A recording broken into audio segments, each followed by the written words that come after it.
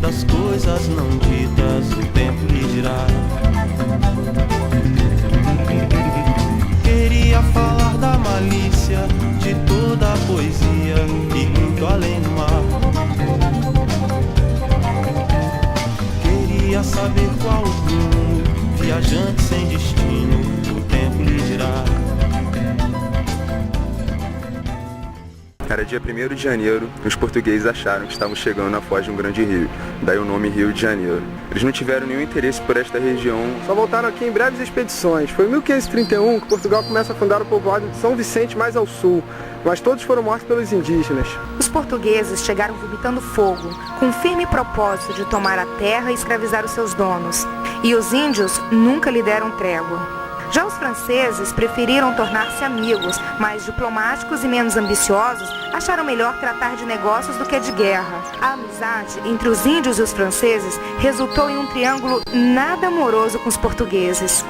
Portugal demorou a reagir às invasões francesas. Só vieram a se interessar realmente pelo Rio em 1553, quando Tomé de Souza, o primeiro governador da Bahia, escreveu para o rei de Portugal, aconselhando a fazer um povoado aqui na Guanabara. Da Bahia, chegou Mendes Sá para ajudar o seu sobrinho Estácio de Sá. Ele logo se consagrou como caçador de francês e matador de índio. Em 1555, o francês Villegagnon chegou ao Rio, na ilha chamada pelos índios de Sergipe. Conforme previsto, os nativos não apresentaram resistência. Foi lá o primeiro assentamento dos europeus no Rio de Janeiro. Foi na ilha de Villegagnon que pela primeira vez os franceses pensaram em conquistar o Brasil, mas ficou só no sonho. E hoje a ilha abriga a escola naval, ao lado do aeroporto Santos Dumont. Talvez tivéssemos sido menos explorados com os franceses nos colonizando, ou não. Porque o sistema europeu seria o mesmo, latifundiário e escravocrata. A verdade é que somos explorados até hoje, não interessa de que lado. O francês Villegagnon chegou ao ridículo. Projetou converter o Rio de Janeiro em uma França Antártica, vê se pode. Em um delírio de grandeza, se autoproclamou vice-rei da França no Brasil. Villegagnon ficou a ver navios contemplando a França Antártica naufragar. A verdade mesmo é que a colônia de Villegagnon criou novas expectativas, enxugou o espírito competitivo dos portugueses que afinal haviam chegado primeiro.